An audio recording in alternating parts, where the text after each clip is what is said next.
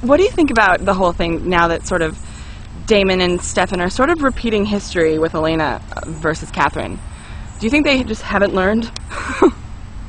Love makes you stupid. And just like wars, famine, BP oil spill, we have the attention spans of a mosquito. And we don't remember what made us unhappy in history, what didn't work in history. And yes, quite frankly, they are reliving history, and it's harder the second time around. Well, maybe, yeah, it's harder because it may be harder the second time around by virtue of the fact that you already know what it feels like for this to happen to you. Mm-hmm. You know, when you're in love for the first time, it's the most unbelievable feeling, and the second time you get your heart broken or you feel what it's like to be hurt, you become a little more guarded, you become a little more sensible about how you sort of throw your emotions around and stuff. But here's the kicker. This is what's retarded about humanity. You do it again, and you do it again, and again. You know, you get married. You allow yourself to feel all this shit again. But it's like, wait a minute, we went through this already. It is the weirdest thing, and I think that love, I forget the parts of the brain that love, you know, when you do a brain scan and you talk about love or you experience love, the parts of your brain that fire are no different than the parts of your brain that fire when you eat chocolate. It's a chemical reaction. But there's that other thing that discusses, and a woman that I work really closely with, who is a very big reason of why Damon is who he is, my coach, this woman Ivana Chubbuck, was explaining to me that the attraction between two people is not just something in your mind.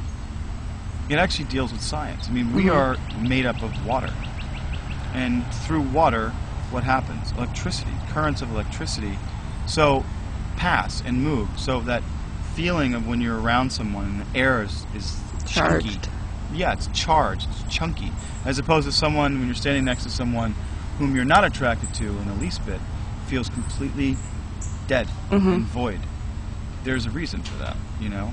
And it also goes back to another interesting thing about human attraction and human communication, obviously without the spoken word. Think about what marine animals experience. If that same energy, not if that same energy exists, because that same energy does exist, especially with mammals, you know, marine mammals. Imagine how much, you know, salt water is much more of a conductor than fresh water. And our bodies are 75% water, and we have lots of sodium in our bodies. But imagine the salinity of an ocean. Maybe if you're in the ocean next to someone that you're really attracted to, we should check that out. Let's do an experiment. How far is the ocean? Far. 6 hours. We're in Georgia. So, do you think that we're going to see Damon shut down this season? Because obviously he came really far last season in terms of sort of getting in touch with his humanity. We know that vampires kind of have an on-off switch that Damon is losing control of a little bit in terms of what he's feeling and what he's allowing himself to feel. Do you think that now that, or when he finds out that you know, he was kissing Catherine, do you think he's going to shut down? He's either going to shut down or explode. And I welcome either one, because that means it's going to be a challenge. You know, when Damon explodes, shit hits the fan.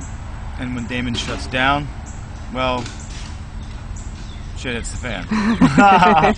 So either way, it's going to hit the fan, and it's going to be fun. And I don't think that this is fun. Wait, fun meaning I don't think that this is going to actually be a blast to do.